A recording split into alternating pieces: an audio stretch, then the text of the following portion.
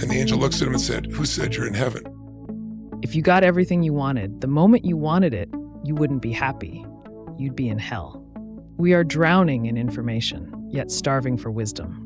We think the solution to our anxiety is more comfort, more data, or more time.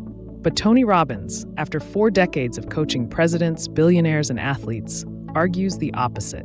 He sat down with Jay Shetty to deconstruct why we feel paralyzed and how to surgically remove the friction from our lives. This is Synthesize, where we turn long podcast conversations into their most important ideas. Most of us don't actually make decisions. We make preferences. We say, "I'd like to be in shape," or "I want to quit my job." But we keep a safety net. We keep one foot out the door just in case it gets hard. Tony argues that this lack of commitment is why we feel exhausted. The energy cost of keeping your options open is higher than the cost of just committing. But to do that, you have to understand what the word decision actually means. It is violent. Right? So a real decision, the word decision comes from incision in Latin, right? It means to cut off from.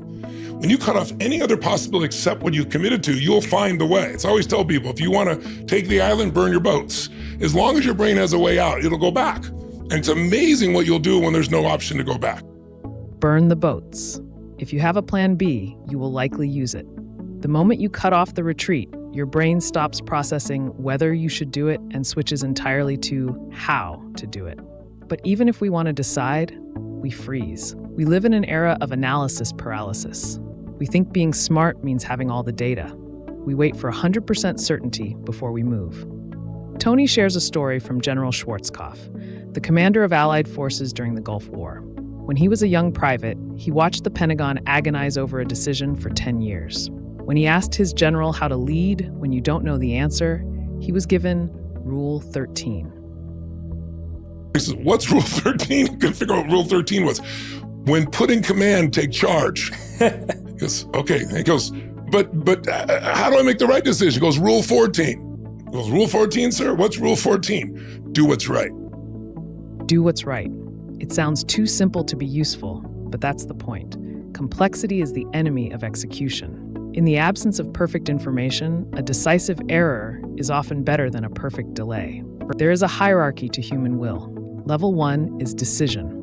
I'm going to do this. Level 2 is commitment. I'm sticking to this. But level 3 is rare. It's what separates the greats from the goods. Robbins calls this state resolve. It's an emotional shift where the internal war stops. You are no longer fighting with yourself. You aren't trying to do it. It is already done. You could see in their state a lack of certainty. When you see somebody like LeBron take the ball to go straight in and go over the top of somebody's head and put it through, he didn't just decide, he didn't just commit, he has resolved that every ounce of his being. That's where the ball is going. That's where it's going to go. Yeah. When you are resolved, the outcome is inevitable. The anxiety disappears because the question mark has been removed from your future. We assume that if we master the science of achievement, if we get the money, the body, the status, we will automatically feel good. This is the great lie of the Western world. Achievement has a formula. If you follow the steps, you get the result. But feeling good about that result, that has no formula. That is an art. And if you confuse the two, you end up rich, famous, and miserable. That skill is the one that most human beings in the Western world are pursuing. They want to achieve more, and the whole focus is let's get more. And we're a consumer culture, and so as a result, a lot of people do that and they're still unhappy, right? That's because the second skill is more important and is not promoted in Western culture very much, and that is the art of fulfillment. And notice I said art, not science.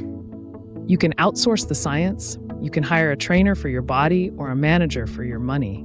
You cannot outsource the art. Only you can paint the picture of what fulfills you. The most dangerous place to be is successful and unfulfilled.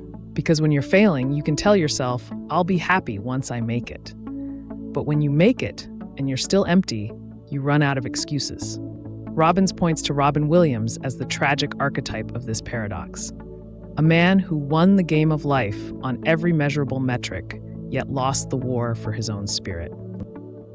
So I really believe that success without fulfillment is the ultimate failure. And you do not have to separate them, because if what you're doing is designed to try and serve something more than yourself, you're not going to be stressed.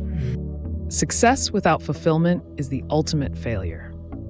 If you are climbing a ladder that is leaning against the wrong wall, every step you take brings you closer to a place you don't actually want to be. So how do you master the art of fulfillment?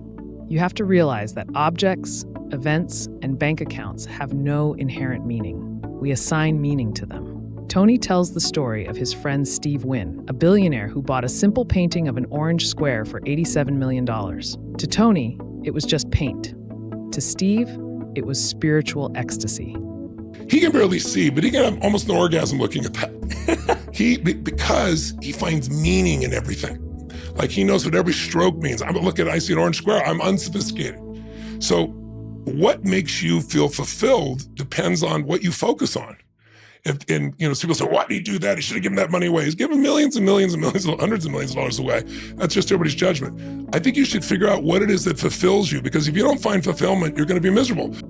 You are the curator of your own museum. If you look at your life and see orange squares, boring routine, stress, obligation, that is a failure of imagination, not a failure of circumstance. One of the biggest sources of anxiety is the feeling that we are behind. We look at social media and see 25-year-old billionaires and think we are failing. But life has seasons. From 0 to 21 is spring. You are protected, you are growing. Then comes summer, ages 22 to 42. Summer sounds nice, but in agriculture, summer is hot. It is sweaty. It is hard work. It is designed to test you. That stage, if you're listening, if you're in that 22 to 42, it is the most painful stage across all studies, most unhappy stage. If you're happy right now, that is awesome. And anyone can be, but most aren't fully happy at that stage. It's the most trying stage. It's the testing time. And if you didn't grow during spring and take care of yourself summer, then you won't reap in the fall. If you are in the summer of your life and it hurts, good. It's supposed to. You aren't doing it wrong. You are just in the heat. Winter is coming. But only those who work through the heat get to enjoy the harvest. We crave a life without problems. We dream of a world where we win every hand, close every deal, and never feel pain. But Tony ends with a story about a gambler who dies and goes to a place where he wins every single time. He realizes terrifyingly that a life without resistance is not a dream. He goes, there's a mistake here. I don't belong in heaven. I'm not the kind of guy that should be in heaven. And the angel looks at him and said, who said you're in heaven? Oh, wow. If we always got everything we wanted, if time was unlimited, would you value life as much? The resistance you are feeling right now is not an error. It is the friction that makes the ride meaningful. 3 takeaways to hold on to. Decisions are incisions. If you haven't burned the boats, you haven't truly decided. Separate science from art. Use strategy to achieve, but use perspective to feel fulfilled. Respect the season. If you are in the heat of summer, stop wishing for the shade. Plant the seeds. So ask yourself, where in your life are you winning, but feeling like you're losing, simply because you haven't decided what it means? If this kind of breakdown helps you think differently, you'll probably enjoy the next video too.